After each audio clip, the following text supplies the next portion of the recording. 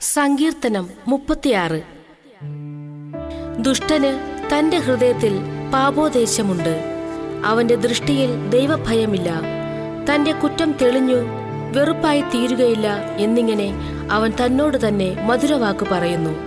അവന്റെ വായിലെ വാക്കുകൾ അകൃത്യവും വഞ്ചനയും ആകുന്നു. ബുദ്ധിമാനായിരിക്കുന്നതും നന്മ ചെയ്യുന്നതും അവൻ വിട്ടുകളഞ്ഞിരിക്കുന്നു. അവൻ തന്റെ കിടക്കമേൽ അകൃത്യം ചിന്തിക്കുന്നു. കൊള്ളരുതാത്ത വഴിയിൽ അവൻ നിൽക്കുന്നു. ദോഷത്തെ വെറുക്കുന്നതുമില്ല. യഹോവേ, നിന്റെ ദയ ആകാശത്തോളവും നിന്റെ വിശ്വസ്തത മേഘങ്ങളോളവും എത്തുന്നു. നിന്റെ നീതി ദിവ്യപർവ്വതങ്ങളെപ്പോലെയും നിന്റെ ന്യായവിധികൾ വലിയ ആഴിയെപ്പോലെയും ആകുന്നു. യഹോവേ, നീ മനുഷ്യരെയും മൃഗങ്ങളെയും രക്ഷിക്കുന്നു. ദൈവമേ, നിന്റെ ദയ എത്ര വിലയേറിയത്!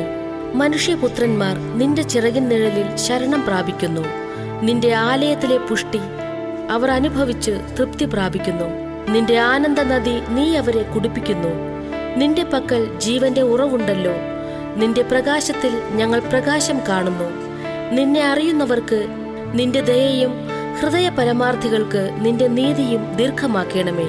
ഡംഭികളുടെ കാൽ എന്റെ നേരെ വരരുതേ. ദുഷ്ടന്മാരുടെ കൈ എന്നെ ആട്ടിക്കളയരുതേ. ദുഷ്പ്രവൃത്തിക്കാർ അവിടെ തന്നെ വീഴുന്നു. അവർ മറിഞ്ഞു വീഴുന്നു, എഴുന്നേൽപ്പാൻ കഴിയുന്നതുമില്ല.